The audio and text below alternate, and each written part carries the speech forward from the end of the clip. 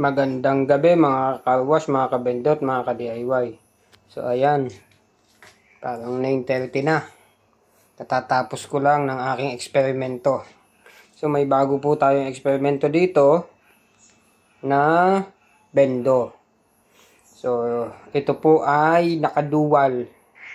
Each function po ay dual coin slot. Yan. Each function, halimbawa po sa air, yan pong yan ay 5 na S-type.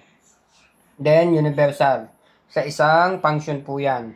So, ibig sabihin po, dito 5 pisong luma, 5 pisong bago, gagana. Dito 5, 10, 20. Bago at luma, lahat gagana maliban po sa piso.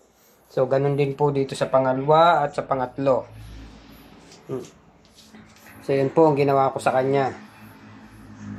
Kumbaga, dual coin slot, one function. So, nag-success na po siya. Kasi medyo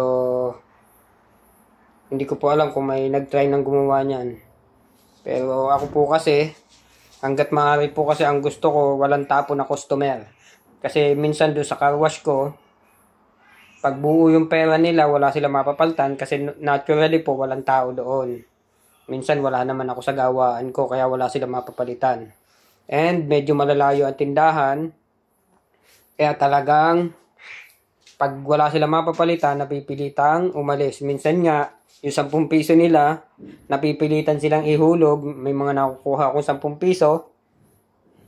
So, napipilitan po silang ihulog. Kasi nga po, wala silang mapapalitan. Lalo na kung halimbawa, nabitin lang sila, tapos magbabanlaw na lang naman. O kinulang lang ang banlaw. So, napipilitan po silang ihulog. So, ito po, walang tapon. Maliban po sa piso. Ayoko po kasi na may piso. So, kaya hindi ko po sinama yung piso. So, ang ginawa ko lang po ay minimum 5. Tapos 10, 20. 10 na bago, 10 na luma. Pwede po. Tapos yung 20. So, 3 klaseng 5. Papasok din po lahat dyan. So, 10 lang ko po kayo. Halimbawa po, siyempre po, yung 5 pisong bago at luma, gagana po dito sa S-type.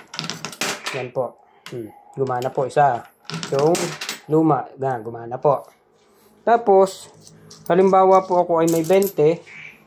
Yan, 20. Siyempre, dito ko po yan ihuhulog. Yan po, ang 20 ay 4 minutes sa air. So, yan po, 143. Dapat po yan ay magiging 5 point something. Yan na po. Di po ba? Tugman-tugma po siya. Kasi, ang inilagay ko po ay each 5 piso ay 1 minuto. So, sa water, hindi ko pa lang siya na-set. Gagawin ko po yan na 2 minutes per 5 pesos. So, ang 20 pesos po ay 8 minutes. So, yun po ang kagandahan niya. So, sa soap po, ganun din.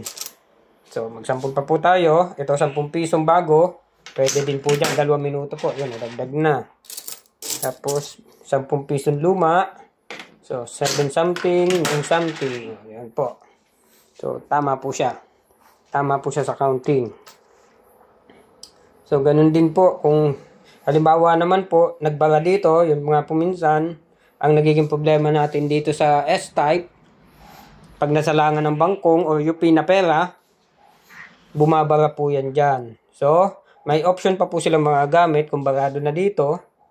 Kasi no choice po minsan sila. Halimbawa po, nagbabanlaw sila, nagbara na dito. Naku, ayaw nang gumana. Kakalugin nila, ayaw na. So, kung may iba pa silang pera, pwede sila maghulog ng 5 piso dyan. 9 something. Yun. Tama po. Kumbaga, lagi silang may option po. Kung halimbawa naman po ayaw tanggapin ng 5 piso nila dito, nagpabalik-balik, lumalabas, pwede naman po nilang ihulog dito. So, 5 piso nga lang po dito sa kabila. So, testingin po natin lahat yan. Lahat po yan ay gumagana na ng maayos. 5 piso. 5 pisong luma. Testingan natin ang 20. Okay. 10 na. 10. Dito po ang 10 sa kabila. Siyempre. Dito pa tayo ng 10 bago. Ayan. Magiging 9 minutes and something. So, ganun po siya. Tapos, ganun pa rin po sa water. May stop button pa rin. Halimbawa po, nagulog ako ng 10. 2 minuto pa lang po kasi 1 minuto pa lang nakaset. Yan. Halimbawa po na umay ako, stop, pwede po. Ayan. Ganun po siya.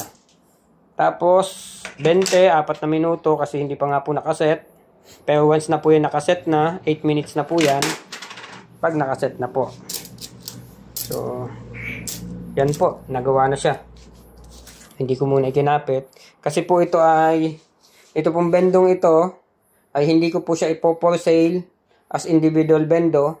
Ito po ay ibebenta ko lang naka-bundle sa 3-in-1 at 2-in-1. So, yun po. Hindi po siya for sale as bendo only. Ang mabebentahan ko lang po nito ay yung mag-a-avail ng 3-in-1 at 2-in-1. So, syempre po, nag-upgrade po ako sa bendo. Mag-a-upgrade din po yung presyo ko ng bendo ko ng 2-in-1 at saka 3-in-1. Dati po ang aking 2-in-1 ay 45 at ang 3-in-1 ay 50k. So, ma-upgrade po yung presyo nun. Madadagdagan po. So, possible po ay sa ako na lang po i-release ang presyo. So, ayun po.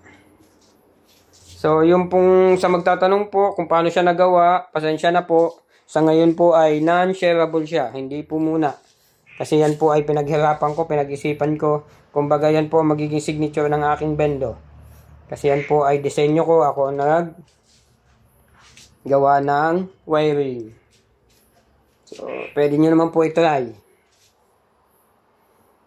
Pero, pwede nyo po i-try para sigurado po kayo. Kung tingin nyo magagawa nyo din.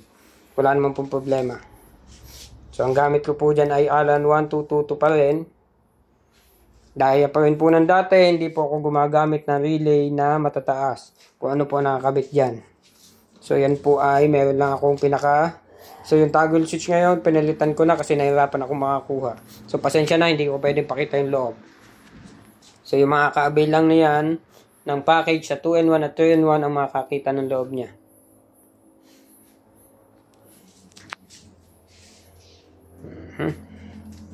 So, ayan po.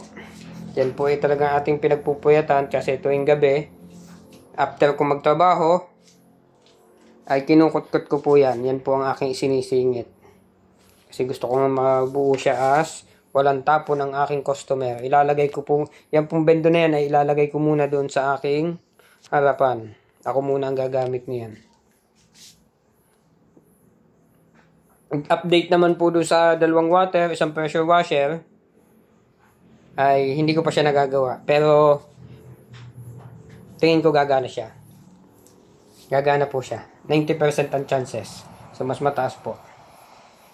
Hindi pa lang nadating yung pyesa ko. So, yun lamang po mga ka-wash, mga ka-bendot, mga ka-DIY.